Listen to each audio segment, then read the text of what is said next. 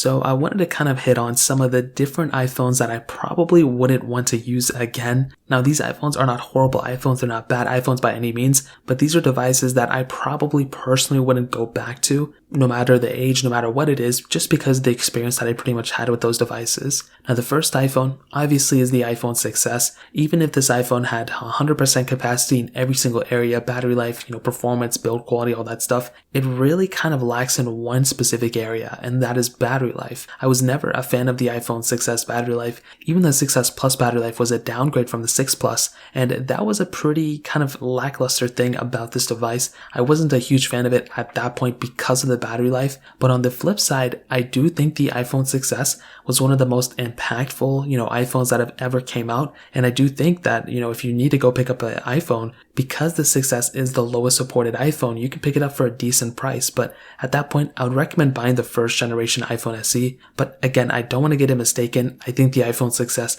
one of the most, important iPhones ever, but I do think because of the battery life, I personally wouldn't go back to using that phone anytime, soon. Now the next iPhone is the iPhone XS Max, and it falls under that same criteria almost as that iPhone 6s. The XS Max really didn't have that much better of a battery life than a lot of other iPhones before it, and when you look at the iPhone XS Max and you look at the successor, which was the iPhone 11 Pro Max, there were some massive differences between those devices. You were definitely getting a much better experience and just a much better phone on that iPhone 13, on that iPhone 11 Pro Max than on that iPhone XS Max.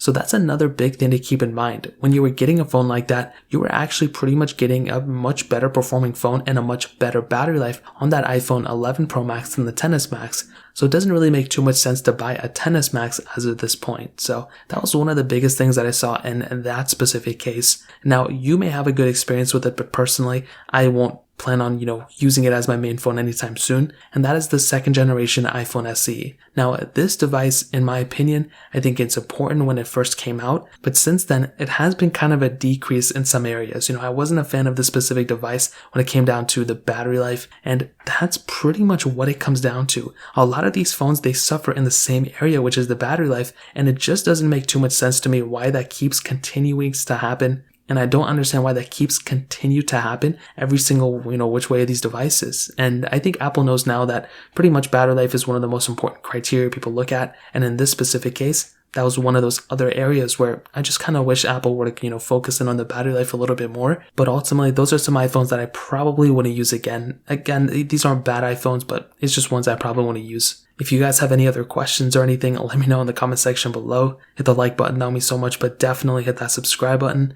More importantly than everything else, I love every single one of you guys. Hopefully I'll catch you guys in the next video. Peace out till then.